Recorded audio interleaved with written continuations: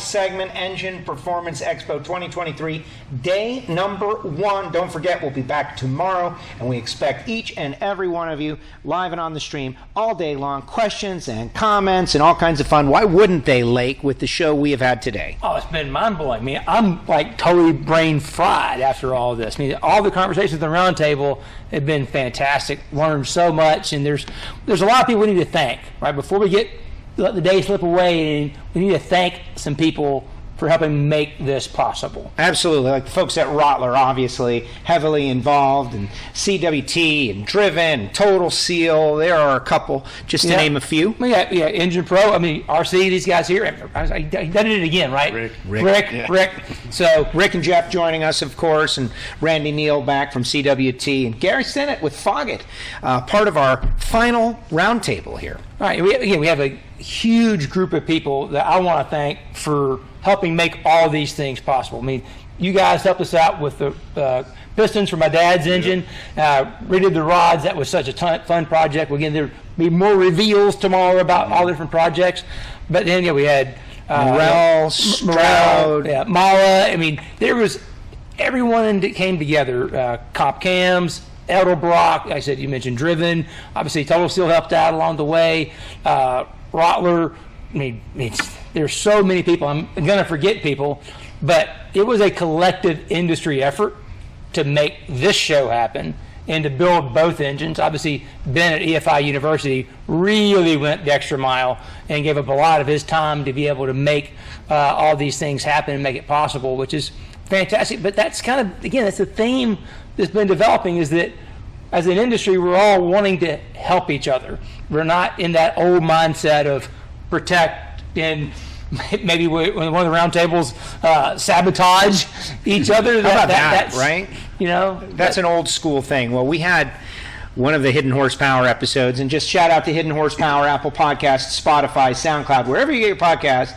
This guy and I and an engine builder of the week typically get together and talk about rockstar engine builders. Gary has been on there. It's a lot of fun. If you're a podcast listener, check it out. But only one episode did I ever hear anybody say, I don't mind if my opponent's stuff blows up, right? Like there was one. Only one. He was kind of an old school guy. I don't want to say who it is. Ray Barton. But it was so cool. David was like, I don't know. But it's been interesting to see that you called it co-opetition. That is not happening amongst like drivers. It's happening amongst the industry. They realize. And so that's the purpose of this roundtable, the future of the internal combustion engine. That is your title, Lake. And it's kind of interesting to think about. Like, we all are dealing with the curiosity or the worry. These people are driving around in their Teslas and electric cars in the market, and what's happening. What does that mean for us? And we've got a bunch of people here that I think are as knowledgeable as it gets when it comes to the internal combustion engine. And I'm eager to hear what their thoughts are looking forward. Let's start with Randy. Randy, balance engines, right? You don't have to balance electric motors, as far as I know. Then again, I don't know anything about them. But what's your long-term view on combustion? Maybe it won't be racing gasoline that we're combusting, but we're going to be combusting something for a while. A long while. In other words, everybody is knee-jerking to the survival path of the combustion engine. But I got news for you guys. This bad boy is here to stay. I don't care at what level. We mostly here are in the performance side of it. Mm-hmm. But let's be fair about it. People don't seem to understand this is a recyclable product. If we talk about any other industries that's developing new product, when they talk about the net cost to generate, not to mention the pollutive dynamics of it, everybody wants to be green. I get it, and we're for that. We're actually, if they would take the money and put it back to this industry, you could throw away a lot of this other stuff. Bottom line. But the internal engine combustion assemblies that we have out there are only getting better. We were exceeding what we were doing a decade ago by a yardstick. This is not a minor improvement. We have the technology, and yet we can improve to make it and take it to another level. The performance guys, hey, what was the thing we said? Hold my beer, watch me go. All right. Listen, a lot of talent that you've seen all day, the whole show. Let's be fair about it. I've never seen an opportunity, and this is the third time we've run this thing up the flagpole. Look at the talent in this building. Man, if we could keep this group going in the same direction, we could, we wouldn't go to the moon. We go to Mars. Right. I mean, we're that good. Well, absolutely. And I've mentioned a couple of times today about the Formula One Beyond the Grid podcast. I was listening to one yesterday with Christian Horner, who's the team principal at Red Bull, and he basically said, because the question came up about the future of the internal combustion engine and what they thought, and he said, well, it's interesting. You've got Formula E over here, and you've got Formula One. Obviously, with the market push towards EV, and you'd think, well, all the sponsors, all the OEMs would be clamoring towards Formula E. They're not. Right. We have hybrid V6s, turbocharged, the most efficient internal combustion engines ever built. In some cases, they're more efficient than combined gas turbines, which is incredible to think it's more efficient than a turbine engine. And they're working on having renewable fuel. Yeah. Net carbon zero fuel. Obviously, there's carbon coming out of the engine, but in the whole life cycle process, it's net zero. And he said, we have new manufacturers. You've got Porsche, you have Audi, you have others, obviously Andretti and GM and Cadillac saying we want in because let's hope they recognize that I think the numbers at 1 billion internal combustion engines in the car park today. 1 billion. Right. They're not going anywhere anytime soon. And I can go on a rant here real quickly as an oil guy. There's nothing in anyone's line of sight that is not touched by the petroleum industry. Right. If we take, look, on fossil fuels, and you cut them off at their knees, you're not cutting off the fossil fuel industry, you're taking the clock and you're turning it back to 1858. Medicines, paint, everything, the stain on this, the print on your shirt, everything comes from the petroleum industry. So we've got to find a way to continue to utilize the natural resources we have, just use them more wisely, more conservatively, that has less impact on the climate. That's important. And I think all that's possible through collective thinking, and I know that all of you guys are seeing different aspects of that because it's impacting like every aspect of our business already. Like Charles was sitting here earlier saying they're having a hard time finding OEM parts for certain things now because supply chain is already starting to throttle back on OE level. You guys do both OE stuff and racing stuff. Racing and custom, yeah. So what are you guys seeing? The OEM thing, we just had a big sales meeting a couple days ago, and they're budgeting another $11 million, I think, next year for OEM. More. So it's growing, yeah. The custom side is out of control. One of the numbers we like to look at is during our busy season, which is usually 8 to 9 months of the year, what's the number of pistons continually in the shop at any one time? Okay. In 2016, that was 15,000 pistons, and that was a high mark. Last February was 44,715 pistons, and that did not include OEM. And OEM is probably another 10,000 pistons. Right. So when its own building down the street. Yeah. So the whole industry is, when I talk to guys, like, where is this money coming from? And I don't really know if I have the right answer, but one of them is if people think the hammer might drop financially, there's a drop coming, they want to go party and go racing one more time. If things are tough, people want to do something that makes them feel better. Racing their car, working on their engine, their street rod, that's just another way to go. Yeah. And I would echo what he said earlier. There's still some guys, older school engine builders, they think a 16th ring is a race ring. Right. So when you talk about 043s and 1 millimeters, no. And so I use... That's big stuff to me. Yeah, I use late model cars as the example. Yeah. I'll say in 1970, an LS6 Chevelle was rated at 450 horsepower at the crank, and it got about 7 miles to the gallon. Now you can go buy a truck with an LS engine that makes 400 at the rear wheels after it's gone through, a 5 or 6 speed transmission that's eating 75 or 100 horsepower, so it's probably really making close to 500 at the crankshaft. It gets 15 miles to the gallon around the city, 20 plus, on the open road. and it's got these little tiny rings they consider only race rings. And then you try to explain to them less drag, point pressure, less oil temperature, less water temperature, and that's a pretty good way to compare it. Is look where we've come. You know, all the stuff that's would have been considered super racy back in the day. It's in production engines. Yeah. But look how well and it's got to last 100,000 mile warranty or better. Right. You know, and you don't change the oil for 6,000 miles. So if we keep going in that direction, I'm with you. We can only get better. Oh yeah. Well, the Engine Performance Expo LS has 1 millimeter, 2 millimeter rings in it. And we were making 22 pounds of boost. Yep. Making way over 1,000 horsepower, and we saw the oil analysis earlier. It's fine. Nothing's hurt. Yep. You know, we'll go tomorrow. We'll get into more details about that, unpack it. But, you know, Jeff, what are the things you and your dad are seeing? Because, I mean, you guys probably see the most variety of any engines. I've never seen the same engine twice when I've walked in there. I mean, you've got a Bonneville engine, then I walk in there, he's working on an MG engine one day. It's like, how can these two things be in the same place? We are very diverse, for sure. Always have been, but more so since the world's changed. The supply chain has really affected us because you got so many different type engines, and so you can't really stock on one thing. You don't have everything. Right. So we've learned to adjust and make more of our own parts, that makes sense. Not necessarily make more of our own parts, but make an existing part that you can get fit for your application. So we're busier than we've ever been, and things look really, really good. Well, I mean, from your customer's perspective, because I know you guys are really hands-on with your customers. I've been in the shop and seen them in there, and what's their outlook? Are they more that, hey, let's party like it's 1999 effect, or is it just like, hey, you know?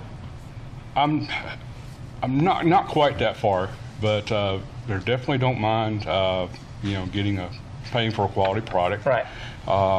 They definitely getting back to the EV thing.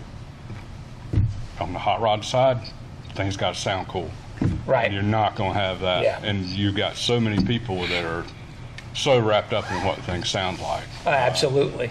So I think that's going to be a big thing, too. Have any of y'all heard any rumblings about hydrogen? Because we're going to talk a little bit about that tomorrow, but I keep hearing and seeing more about hydrogen. In fact, the other day, JCB put out a press release. They had just built their 100th hydrogen-fueled, like internal combustion hydrogen-fueled tractor or whatever it is they built. You know, I was like, whoa. The other people are saying they're trying to do it for the first time. They just built their 100th one.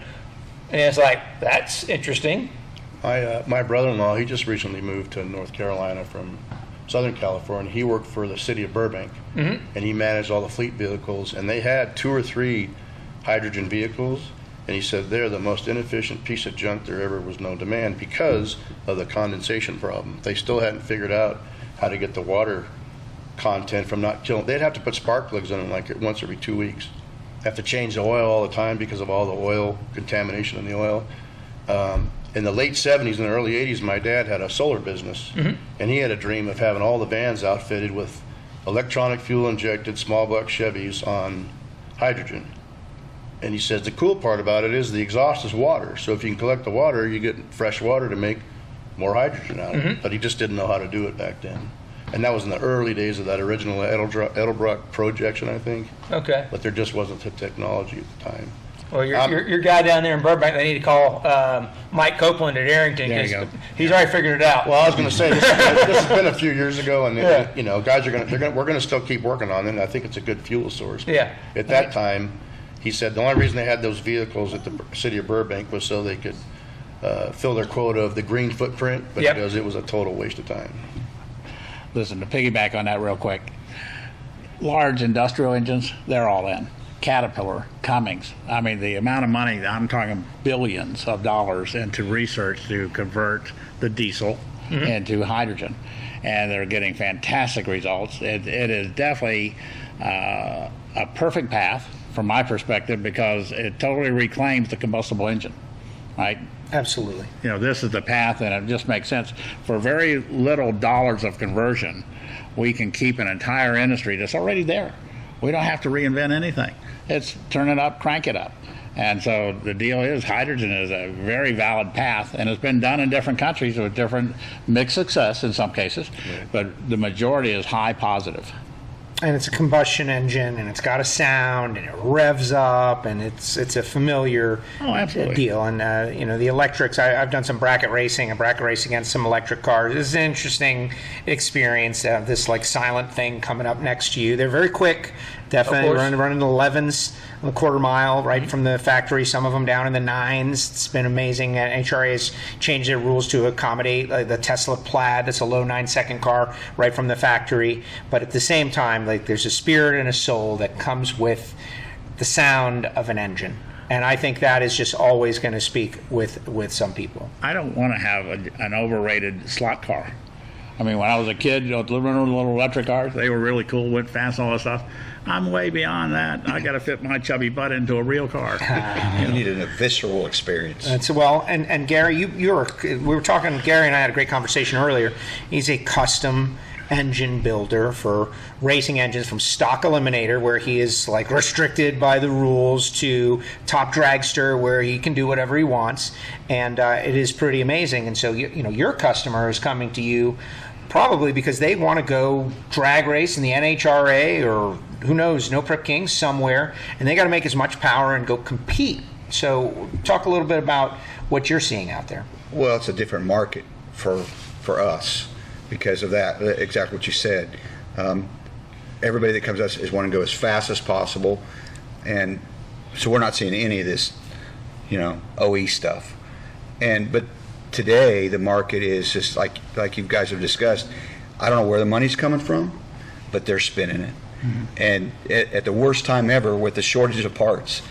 What you have to change your business model, like Dorton said, where things are now planned out 6 months to 9 months to a year in advance.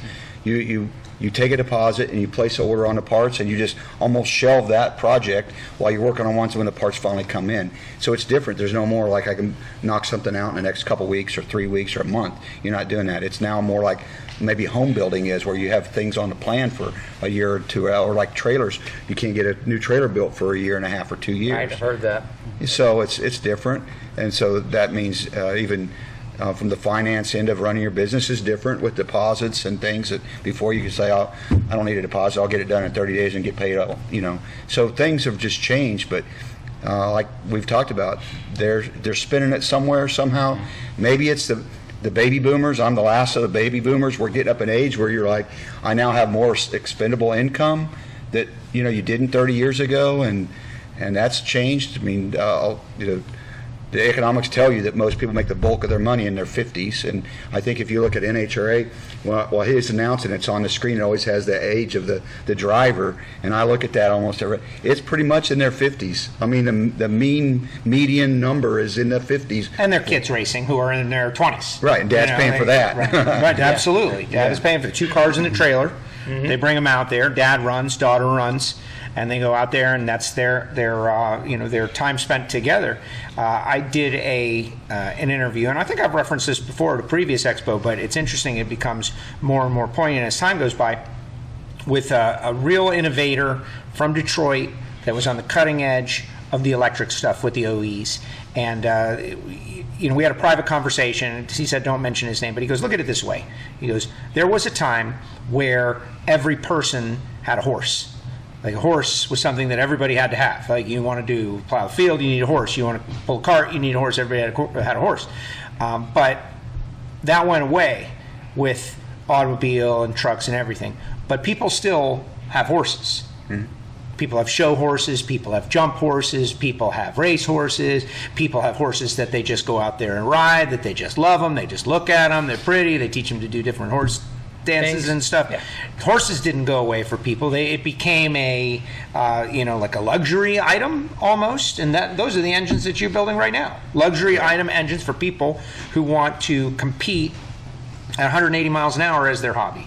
Right. I mean, it is strictly becoming. It may, if electric cars take over and hydrogen and all that, there's still going to be the people instead of horses that are going to have race cars. Yeah. And you know, it changed. You remember Model Ts and Model A's got restored a lot, and that's kind of died down because that crowd's aged out or passed away. And then the Tri-5 Chevys, right? And then the first-gen Camaros. It just shifts constantly, so it's going to change.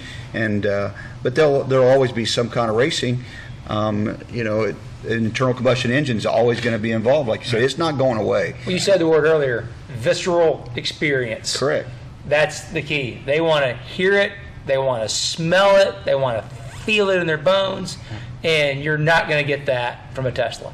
No, nothing against Tesla. No, nothing against it, you're not going to get that. I mean, but you want to relive your high school. I'm going to tell on myself here. Yeah.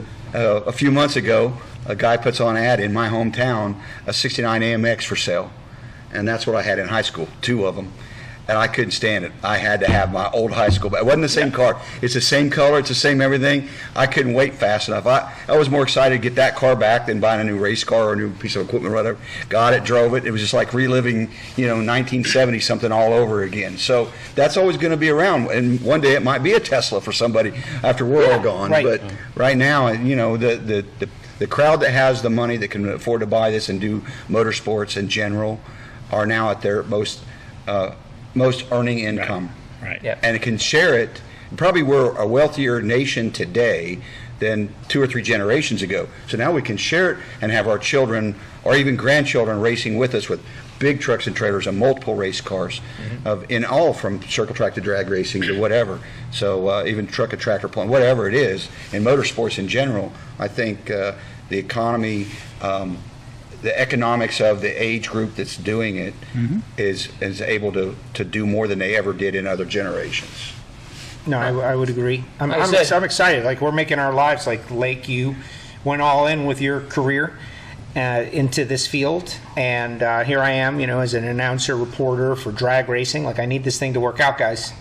Like, I well, don't worry, Joe. You're giving it just fine. 'Cause like you said, the horse analogy is a great one because there are still people who make saddles. Yep. Oh, yeah. And there's still farriers. If you got a horse, buddy, you got to have a saddle, and you better have a farrier, right? And you still need to have a vet, and you got to shovel horse poop and all that kind of stuff, because but people still have that passion for them. They'll still do it. And Well, it might make it even better. Like, I think about the National Hot Rod Association, who I work with, NHRA Drag Racing, right? The less common something becomes, the more amazing it seems. And I think about the 11,000 horsepower nitro cars, the visceral experience, right? Like wheel standing Camaros like Gary's. Like, where do you see that? Where can you see that? You can't see it anywhere. It's not part of life. And maybe that becomes even more popular because it is less common. well, I think one thing that you mentioned, Rick, is that as we'll call it the legacy parts, the older kind of parts that are lower cost, less performance, they don't really actually work as good as, we'll say, that maybe the market changes and maybe shrinks or adapts. I think that would be the part that falls off. They're going to call up, they're going to want the custom pistons, they're going to want all the better stuff, they're going to want the hand-built engines with all the precision parts, because it's going to be, you're going to be more passionate about it, you're going to have more investment in it, and you're going to want the best stuff. Well, something that goes along with that we see on the phone, and I've talked to Kevin, is the same way, is I think our customer list is up to 75 or 7,600 numbers, and we started quadruple zero. But a lot of those guys over the years, they don't buy very much anymore. Once in a while, they might not pay real well, or you lose. They have they're short one spiral lock when they get the pistons and they come unglued. That group is gone. The guys that call you that want to buy direct, but they don't have a lot of engine building knowledge, they're going to get in trouble. We're not seeing that. Like, the phone calls are all what I would call quality engine builders. Right. Knowledgeable people. It's kind of, and I don't mean it in a That's not in a a knock. mean way. No. It's just kind of like the cream is rising to the top amongst in these last couple of years, the cream's rising to the top and the shaft is kind of falling to the side. I said we all saw that at PRI. Yeah. From the manufacturer side, the people that were there want to be there. Yeah. And they're knowledgeable. They're not naive. Tire kickers, yeah. Right. Yeah. They're serious. I think that was a huge deal, which is encouraging for the industry. Gary's made something about the age point. We all suffer from a social disease with no known cure, right? Racing is just something that's part of the DNA of the group, especially the people that have been here this week. You can't stop that. It will continue. We are all invested in it. I watch Keith and Jeff doing engines for things that totally different, like I say, very custom, right? But the demand is out of sight. It's there. It's a great place for us to be in. It's a great place for this industry to be. And anybody coming into it has a wonderful opportunity to not only make a career, but let's make money. Let's make money. This is something that can turn into a legitimate income source that can be equivalent or better. Warren Johnson said a long time ago, you can make as much money as a doctor. That's all possible now with the technology and the type of atmosphere we're in. Well, that generational thing you're talking about, Randy, I think, Jeff, you and your dad have seen that out in Bonneville especially. Oh, yes. That was the first thing that struck me the first time I went to Bonneville is it is. A family. Yes, sir, it is. Yeah. The families have been going there for, forever, since they started. And, I bring the same car back, literally for like 60 years. Just, the drivers change, and it's just really remarkable how that is and how close a group that outfit is. It's a real, if you've never been, it's one of those special places to go, and you can't really give it justice until you've actually. Until you've been there. Yeah. It's on my list. Haven't been there either. Mine too, especially after I watched Fastest Indian. World's Fastest Indian? Fastest Oh, gosh, Indian. fantastic. I gotta go. That might be the greatest racing movie ever. It's one of the better ones, I think. Talladega Nights. Okay, I give you that. I actually was on Van Nuys Boulevard hanging out watching part of that. I wanted to see the scene where the Cobra raced the 57. They actually blew up the motor in that 57 during that deal. I don't know who was driving it, but they were no talent, and they killed the engine during that filming. Oh, no. Speaking of the Project X, Yeah. did you see any of the internet buzz when that thing showed up Seaman with an electric motor in it?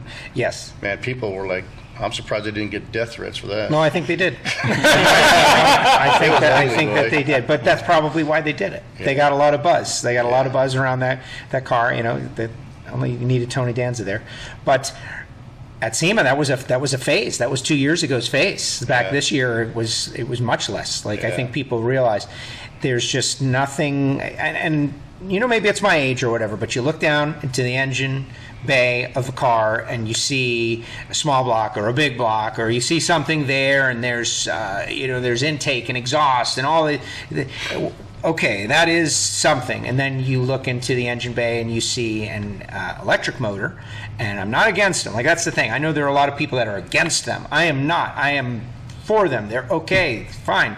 But what is it? It's just kind of a billet block with some cables. And I don't know, maybe I just don't understand it. Maybe someone, that's a 230 hertz Flux capacitor. Cable, flux capacitor makes time travel possible. But I don't know. I think people want to see something that they recognize. So you're saying you can't make an electric motor look sexy? It's an electric motor, the EV deal, from my perspective, and I know I'll get a little hit on it, it's a fad. I think there's a time and a place for it. I think, like most technologies, there's a way you can apply a technology. I just think there's a lot of enthusiasm that it can be a halcyon effect, and it's going to fix all the problems everywhere. And it's like, no, it's not. Put the technology where it belongs, let it solve the problem it can solve, but let the best technology win, not let politicians dictate who the winner's going to be. Well, the market, right? Like dense urban areas. Probably really good for electric vehicles. Maybe they should put those electric motors in fire trucks, so when they catch on fire, they can just squirt it with the hose there to go. Except they won't go out. Yeah, that's a problem. There's challenges, right? Which is why I think we're having this roundtable discussion about what all's going on, but you know what? We're getting toward the end of day one, but the Expo is going to roll on tomorrow, and there's going to be some pretty cool stuff tomorrow. Yeah, very exciting. We did some shuffling. I know we're going to have Greg and Aaron Stanfield going to be in, so we're going to have more competition racing engine builders. Kind of cool. Very excited for that. Aaron, a pro stock racer, his dad, a 5-time super stock world champion. That's pretty amazing. Excited about that. But the coolest part is, so all day. You're going to reveal numbers finally. No, we're going to have a lot of numbers, but all day back in the back, we've been honing sleeves for a nitro top fuel engine. So we're going to open up tomorrow back at the hone. We're not going to tell any names. We're not going to show anything, but we're starting off tomorrow at the hone. And then tomorrow, yes, by the end of the day, we're going to have all the numbers all revealed from both Dad's engine and the Engine Performance Expo LS, and we'll know what we got. Very exciting. Gentlemen, thank you very much. Thank you for your participation. And it is just day one. He is Lake Speed. I'm Joe Castello. Everybody out there, remember, share with your friends. We are excited to have as many viewers as is possible. Subscribe, click the bell, be ready, because we're going live tomorrow morning, just like today, 10 a.m. 10 a.m. Eastern Time. And we're going to go all day long. It is going to be a whole lot of fun. Day 2 of the 2023 Engine Performance Expo. Thank you for joining us. Have a great night, and we'll see you next time. What a day, what a day, what a day. Yeah, my brain is swollen. I've learned so much today. They told us, don't start cars. We are not going to listen.